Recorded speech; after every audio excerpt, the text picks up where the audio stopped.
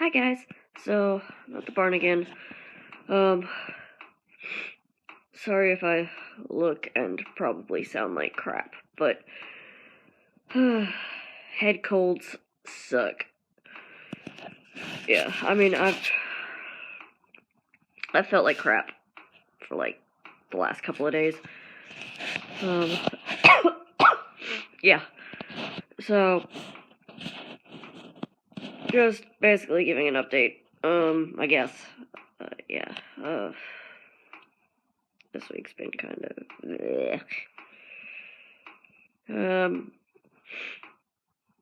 Wednesday, I guess, was the start of the whole head cold thing.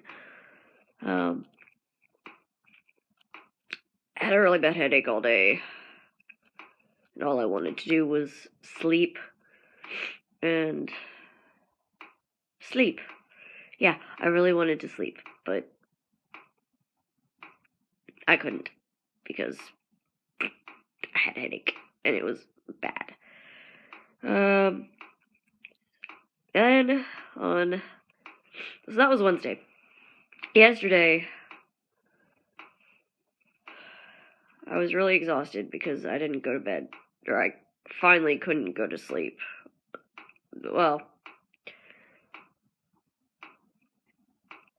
Well, yesterday I was just tired because I barely got any sleep, pretty much.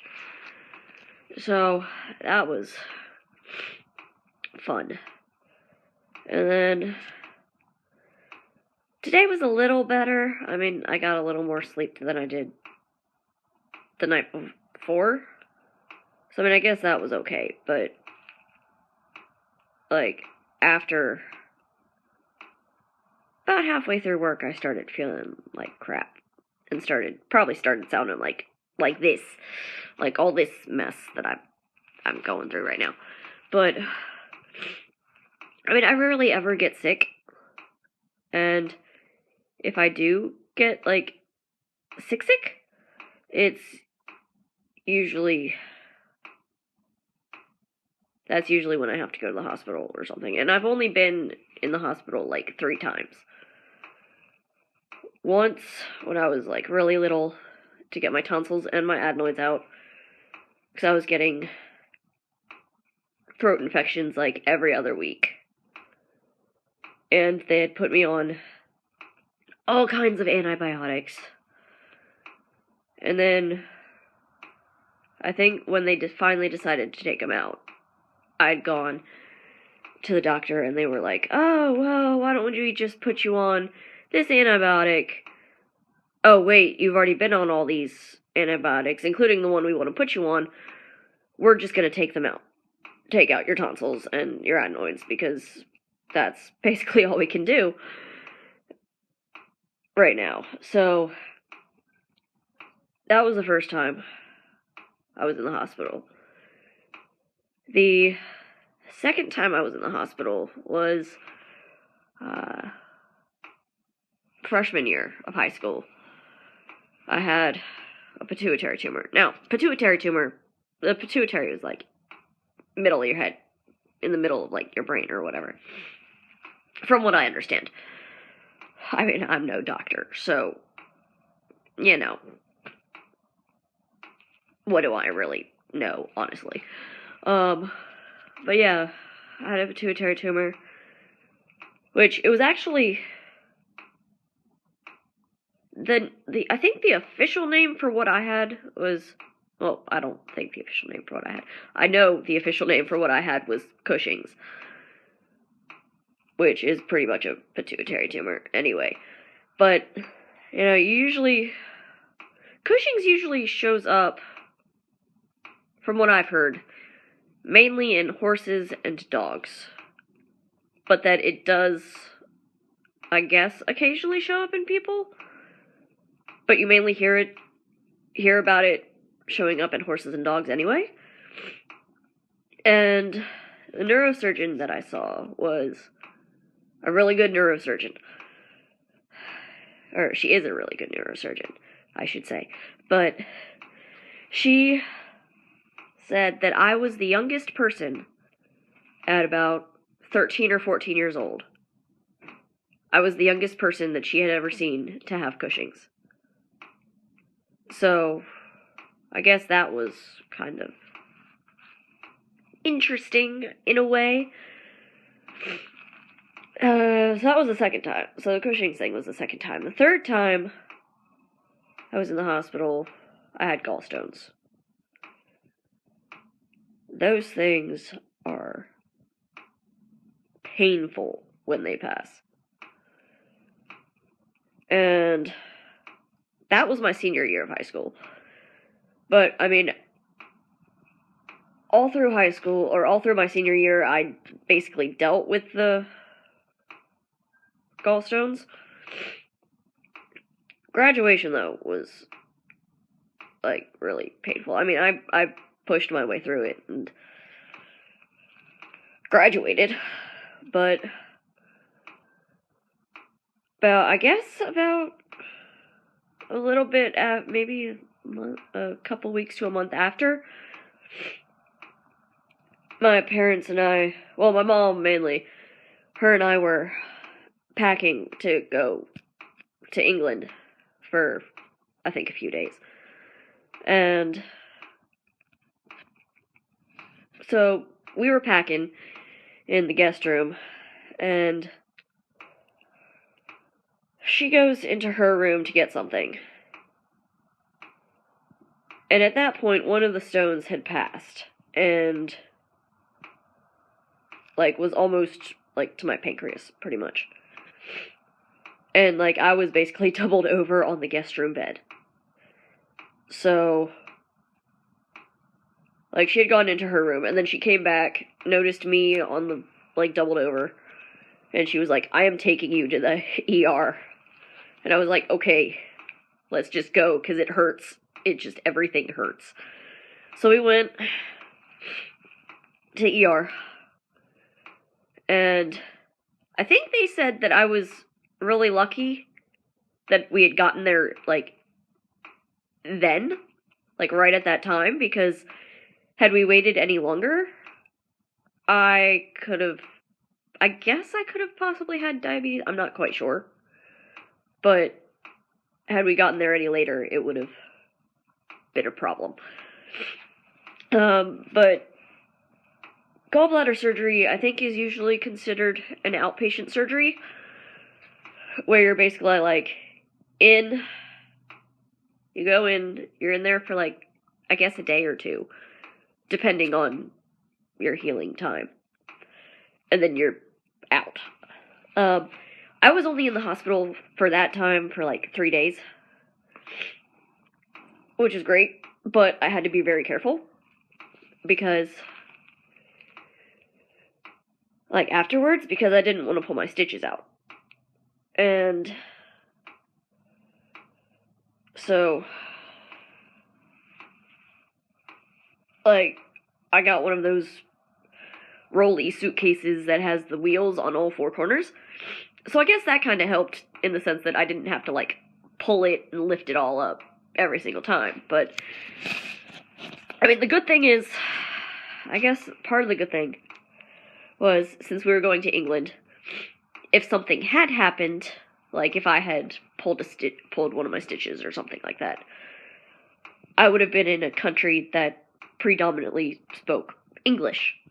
Now, it might not have been American English, but it was English nonetheless. So, I mean, that was great, I guess, in a way. I'm not too sure quite yet, but, you know, I mean, I don't have a gallbladder anymore. So, I mean, that was kind of an adjustment after I got it removed, because I couldn't eat any greasy foods. I mean, now I can eat greasy things, but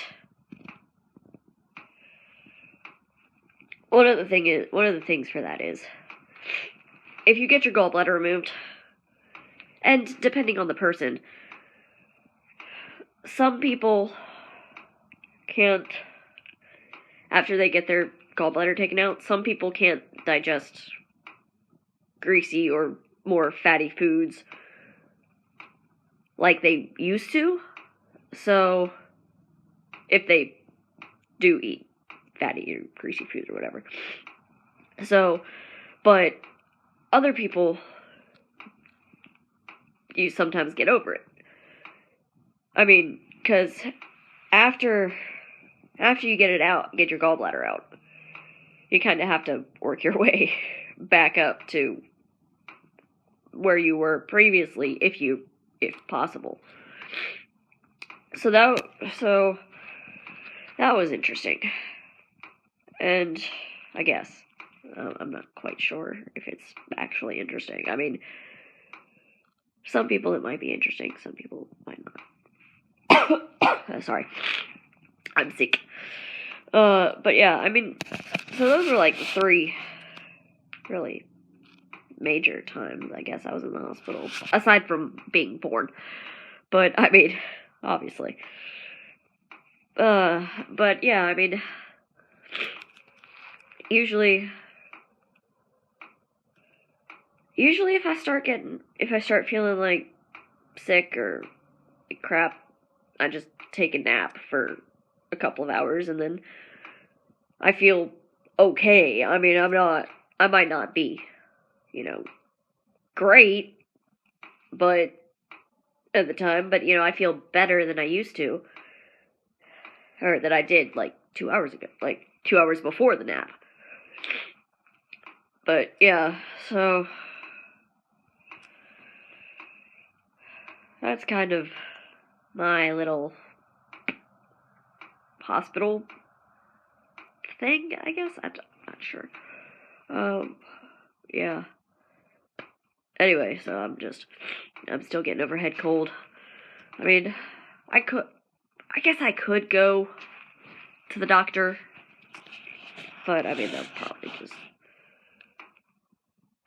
they might just give me like antibiotics or something, which, I mean, it's fine, but, and not that I don't want to be on antibiotics, but honestly, head cold is something you can probably just, you don't need to go to a hospital for a head cold, or just any cold. I mean, take, stuff that's like cold and flu related or something. I hate being all nasally and feeling like crap, but, sorry. But yeah, I really shouldn't be out in like 50-degree weather with a head cold. Because I could get a little sicker. Or I could get a little more sick. I don't know. But that's what NyQuil and DayQuil are for, honestly. I mean, I love those things. I love those pills. I mean, they help me get decongested and I can actually breathe, which is good. We love breathing. Which reminds me, I should probably check to see if I have any at home.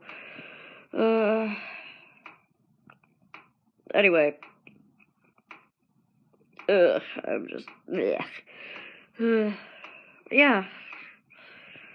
So, just thought yeah. Anyway. Well, yeah, I'm at the barn with the horses, wearing my flip-flops again. But, I mean, it's like 50s anyway. So, I mean, it's not like I'm freezing my toes off anyway. Not like last week, where it was like 40, I think it was. And then the next day it snowed. Now, that was kind of crazy, but, I mean, I had flip-flops on that Friday. And then the next day that it snowed, I ended up switching to, like, my Doc Martens, which are actual, if you don't know what Doc Martens are, they're basically like combat boots, or I don't want to say like combat boots, but I guess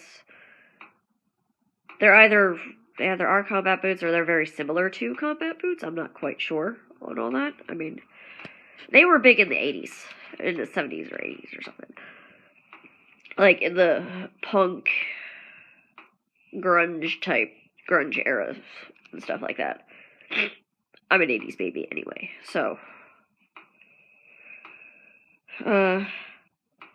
Yeah, so. That's basically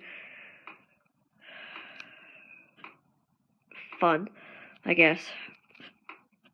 But yeah. Well, that's just little. I guess that's a little update. I'm not entirely quite sure. But, well, I think I should probably go check on the girls. See what's going on. And so, I will talk to you all later. Adieu, I guess.